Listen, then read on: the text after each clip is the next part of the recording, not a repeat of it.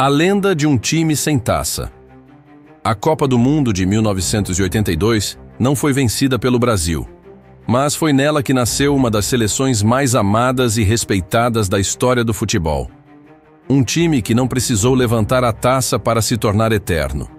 Zico, Sócrates, Falcão, Júnior, Éder, Cerezo, comandados por Tele Santana, formaram um esquadrão que encantou o mundo com técnica, inteligência e ousadia.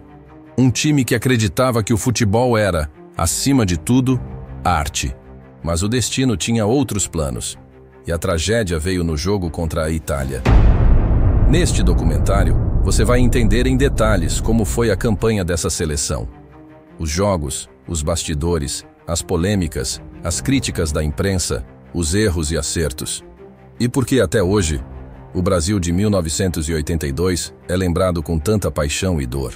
Se você ama futebol raiz, se arrepia com história de Copa e quer ver mais conteúdos como esse, se inscreve agora no canal. Isso aqui não é só um vídeo, é um resgate da alma do futebol. E você não vai querer perder os próximos episódios. A construção da seleção dos sonhos.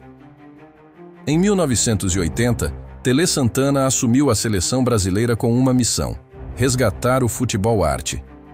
Após campanhas mais pragmáticas e defensivas nos anos 70, que culminaram em frustrações e críticas à falta de identidade ofensiva, o Brasil queria voltar a ser admirado, a encantar. Queria que o mundo olhasse novamente para a camisa amarela com olhos de reverência.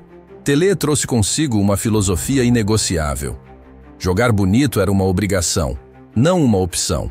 E para isso, reuniu um elenco com nomes que já estavam entre os melhores do planeta. Zico, o maestro do Flamengo, vivia sua melhor fase e era chamado de Pelé Branco.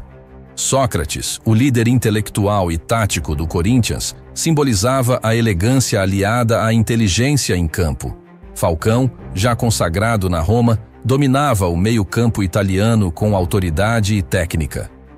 Além deles vieram Cerezo, um dos meio-campistas mais completos da época. Leandro e Júnior, laterais que atacavam como pontas e defendiam com precisão. Oscar e Luizinho, seguros na zaga. Éder, explosivo, com um chute potente que assustava goleiros. Era um elenco recheado de talento, onde até os reservas seriam titulares em muitas seleções da época. Mas não era apenas sobre nomes, era sobre harmonia.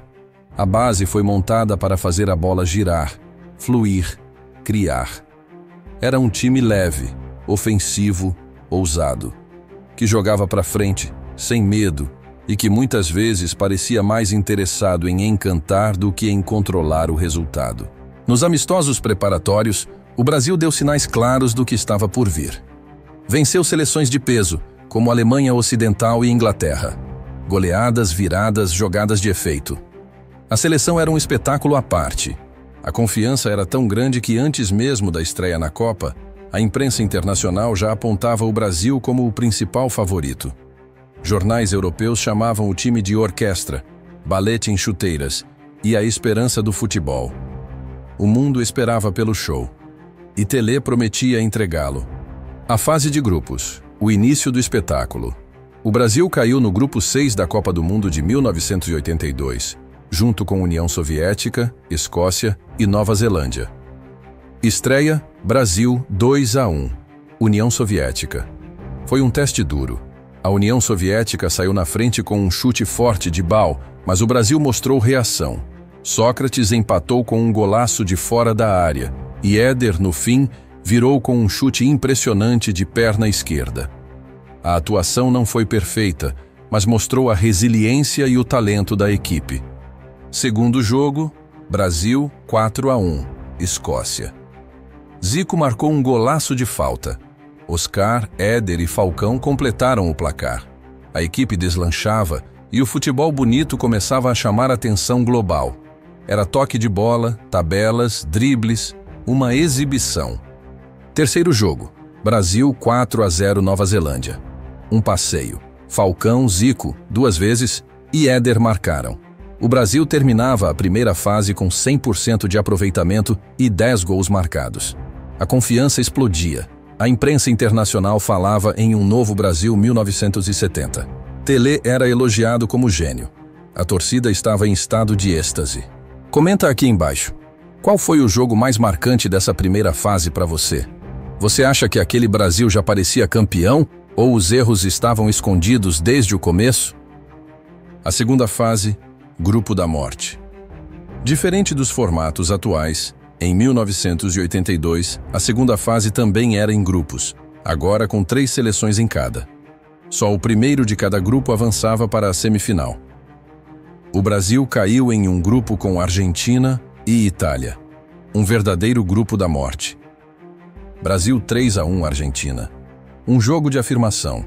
A Argentina de Maradona era a atual campeã, mas não resistiu. Zico, Serginho e Júnior marcaram. Maradona foi expulso. O Brasil dominou do início ao fim e confirmou o favoritismo. Agora, bastava um empate contra a Itália para ir à semifinal.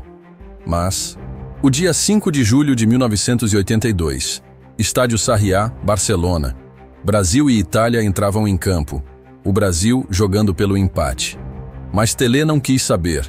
Disse aos seus jogadores: "Vamos jogar para vencer." A Itália, até então apagada no torneio, tinha Paolo Rossi em má fase, sem nenhum gol marcado. Mas aquele seria o dia dele. Logo aos 5 minutos, Rossi abriu o placar. O Brasil empatou com Sócrates. Mas Rossi marcou de novo, 2-1. Falcão empatou em um golaço no segundo tempo. O empate bastava, mas o time continuou se expondo. Aos 74 minutos, após erro defensivo em escanteio, Rossi marcou o terceiro. Brasil 2-3, Itália. Telê não recuou, não colocou jogadores para fechar o jogo. O Brasil seguiu atacando, buscando o empate com coragem, mas não conseguiu. O apito final trouxe o silêncio. O time mais bonito da Copa estava eliminado. Agora a pergunta é inevitável. Qual foi o maior erro daquela seleção? A insistência de Telê? A escalação? A filosofia? Deixe a sua opinião nos comentários. Vamos debater juntos essa dor que até hoje não cicatrizou. As críticas, as polêmicas e os bastidores. A imprensa brasileira caiu matando. Telê Santana foi criticado por não jogar pelo empate, por manter sua filosofia até o fim, mesmo diante de um adversário pragmático. Valdir Pérez, goleiro titular, foi duramente criticado. Muitos diziam que Leão deveria ser o titular. Valdir falhou em gols anteriores na Copa e foi visto como ponto fraco. Serginho Chulapa foi questionado. Embora tenha marcado um gol, sua falta de mobilidade contrastava com o jogo técnico da equipe. Alguns jornalistas apontaram favoritismo na convocação. A falta de planejamento para situações adversas também foi alvo. Mesmo assim, os jogadores blindaram Telê. Zico, Sócrates, Falcão, todos defenderam o estilo de jogo. Preferiam perder sendo fiéis à filosofia do que trair seus princípios. O legado de uma seleção derrotada. O Brasil de 1982 não conquistou a taça, mas conquistou o mundo. Foi chamado pela imprensa europeia de a melhor seleção que não venceu uma Copa. Foi tema de livros, documentários, debates. Mudou a forma como o futebol brasileiro seria visto nos anos seguintes. O trauma da derrota foi tão grande que, em 1994, o Brasil optou por um estilo muito mais pragmático. Muitos diziam, o futebol bonito não ganha mais. Mas o povo nunca esqueceu. Aquela seleção representava um ideal. Até hoje, quando se fala em futebol-arte, se fala do Brasil de 1982. O Brasil de 1982 perdeu, mas também venceu. Venceu na memória, no coração e na história. Foi a prova de que o futebol é mais que resultado. É arte, é paixão, é alma.